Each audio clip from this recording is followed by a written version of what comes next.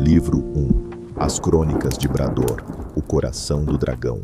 Autor: M.R. Neto. Introdução. Prezado leitor, prepare-se para uma jornada através de Brador, um continente forjado pelo brado primordial de um Criador eterno e indescritível. No alvorecer dos tempos, antes mesmo da vida como a conhecemos, nas trevas antes da luz, no silêncio antes do som, o abismo moldou-se em vida por uma voz, um brado. O mundo de Brador não nasceu em paz. Ele explodiu em guerra, amor proibido, traições eternas e sangue de reis. Aqui, dragões foram criados, domados e depois se revoltaram. Guardiões caídos brincaram de deuses, moldando raças que jamais deveriam existir. E entre os ecos de uma antiga profecia, nasceu um jovem que carrega no peito um poder antigo, vivo, que todos almejam. Mas esta não é apenas a história de heróis e monstros, é a história de linhagens corrompidas, de alianças improváveis e de um mal ancestral que se recusa a morrer. É uma dança entre a sombra e a luz, entre a espada e a esperança. E se você está lendo estas palavras, prepare-se. A cada capítulo, novas verdades serão reveladas. Antigos segredos ressurgirão. E você, sim, você, descubra que pertence a esse mundo.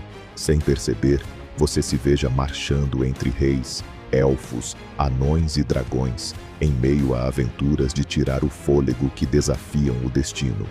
No fim, descubra que o destino de Brador sempre esperou por alguém como você. Porque esta saga, como todo bom segredo, não quer ser apenas lida, ela quer ser vivida. Prólogo. Muito antes dos reinos se esfarelarem em pó, próximo ao vulcão Alibu, o poderoso, por alguns chamado de Deus da Ira, permanecia imóvel como um guardião silencioso que testemunha os ciclos da grandeza e da queda dos seres que lá vivem. Aos seus pés, encontra-se uma pedra esculpida, mais antiga que qualquer reino, colocada estrategicamente naquele lugar por um ser incrivelmente forte. Ninguém sabe quem a colocou ali. No entanto, acredita-se que a pedra foi entalhada por Al-Tamur, o último guardião do vazio, que viu o fim antes do começo, também conhecido como Megor.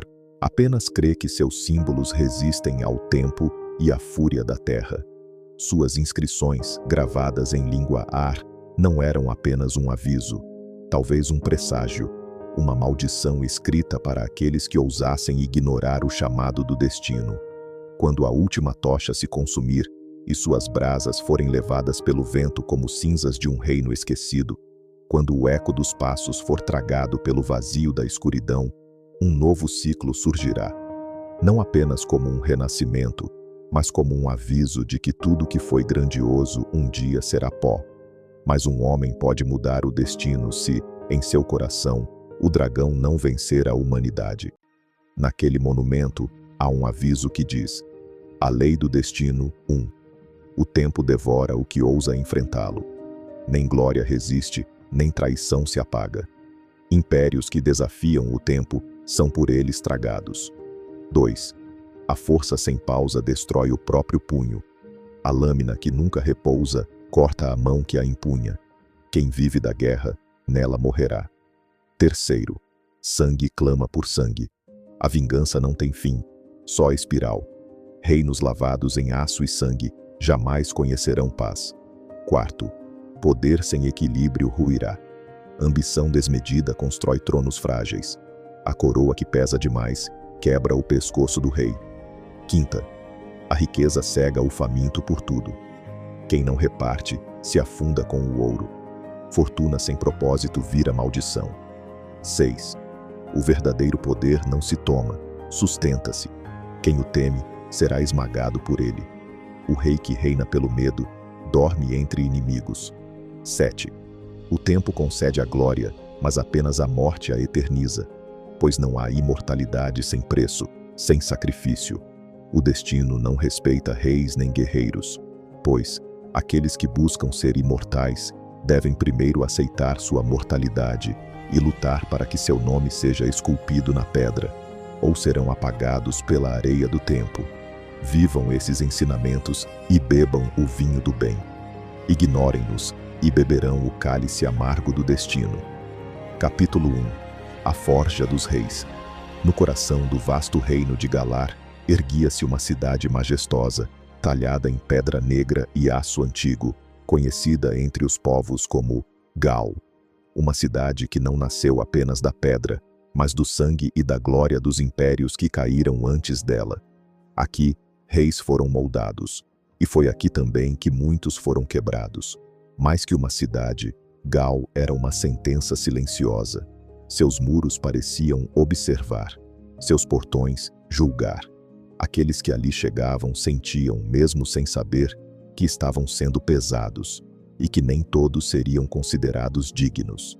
Durante séculos, os reis dos 6 grandes reinos enviavam seus filhos para esta provação. Uma tradição antiga, implacável, que só terminava com a formação de um novo comandante, ou com sua morte.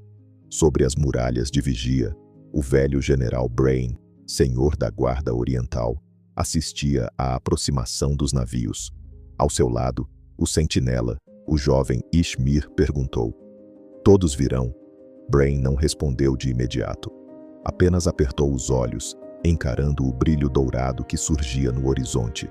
Como se guiados por um destino inexorável, os cavalos pararam em perfeita sincronia a uma distância de cerca de 10 metros, o silêncio pesando sobre o ar. Os reis desmontaram ao mesmo tempo de seus animais, seus movimentos vagarosos, calculados, refletindo o peso que carregavam sobre os ombros. Os passos ecoando, a terra seca e árida esperava para beber tanto o suor dos homens como seu sangue. O tinir das armaduras e o peso das espadas criavam uma melodia inesperada, simbólica, quase mágica. Tolder e Maharx caminharam um em direção ao outro, seus passos reverberando no solo marcado por antigas batalhas, onde homens outrora haviam derramado sangue e esperança. O silêncio era absoluto, como se até o tempo hesitasse em seguir, consciente de que aquele encontro não podia ser interrompido. Cada passada reduzia a distância entre o passado e o presente, como se naquele instante o destino estivesse prestes a selar um novo capítulo em Brador. O vento soprou forte. Lá no alto, em meio às nuvens escurecidas, um gavião piou como se fosse um alerta que algo aconteceria naquele local. Um som agudo e condizente a um aviso. Maharx inspirou, seus dedos deslizando pelo punho da espada, sentindo o couro. Isso o acalmava. Era uma sensação agradável, e o fazia lembrar de sua juventude e da primeira espada de madeira dada pelo seu pai, antes de ir para Gahalar.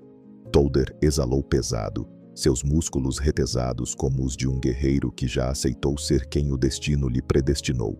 E então, eles chegaram ao centro do Vale Esquecido. O vento soprou forte e gelado, mas não era suficiente para aliviar a tensão. Atrás deles, como uma sentinela das eras, uma árvore seca ergueu suas garras ao céu, suas raízes se prendendo à terra como dedos de um espectro.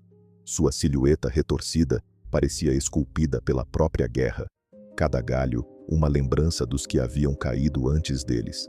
E no topo, imóvel, como um observador mudo, um corvo não apenas presenciava, ele julgava. Suas garras apertavam o galho retorcido como um guardião imóvel que já sabia a verdade.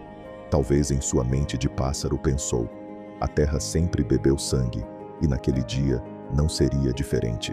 Seus olhos eram poços de sombra, refletindo apenas o inevitável. Ele não se mexeu, não grasnou, apenas esperou. Sim, ele sabia, tinha certeza. A terra sedenta clamava pelo líquido precioso.